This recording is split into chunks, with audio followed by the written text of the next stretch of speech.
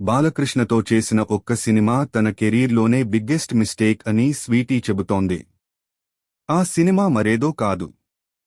నందమూరి బాలకృష్ణ హీరోగా వైవిఎస్ చౌదరి దర్శకత్వంలో తెరకెక్కిన ఒక్క మగాడు.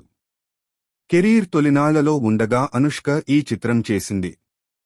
2008వ సంవత్సరంలో ఈ ఒక్క మగాడు థియేటర్లలో విడుదలై అట్టర్ ఫ్లాప్గా మారింది.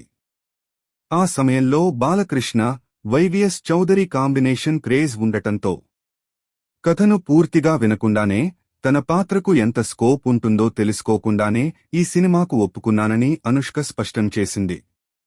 అప్పుడు ఈ సినిమా బాక్సాఫీస్ దగ్గర బోల్తా పడింది. అంతేకాదు, బాలకృష్ణ కెరీర్లోనే బిగ్గెస్ట్ డిజాస్టర్ అని చెప్పొచ్చు.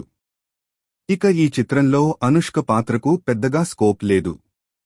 అలాగే ఓ పాటలో అనుష్క ఫుల్ గ్లామరస్గా కనిపిస్తోంది. దీనివల్ల అప్పట్లో అనుష్కపై తీవ్ర విమర్శలు వచ్చాయి. ఇప్పటికీ ఆ ఒక్క పాట అనుష్కను అభాసుపాలు చేస్తోందని చెప్పడంలో అతిశయోక్తి కాదు. ఆ సినిమా ఫ్లాప్ అయినప్పటికీ బాలకృష్ణతో పనిచేయడం తనకు మంచి అనుభవమేనని అనుష్క తెలిపింది. కథ, తన పాత్ర నిడివిని పూర్తిగా తెలుసుకోకుండా ఒప్పుకోవడం తన కెరీర్లో చేసిన అతిపెద్ద తప్పుగా భావిస్తున్నానని స్పష్టం చేసింది. ఆ సినిమాతో చాలా నేర్చుకున్నానని, ఆ తర్వాత సినిమాల ఎంపికలో మరింత జాగ్రత్తగా వ్యవహరిస్తూ వచ్చానని తెలిపింది.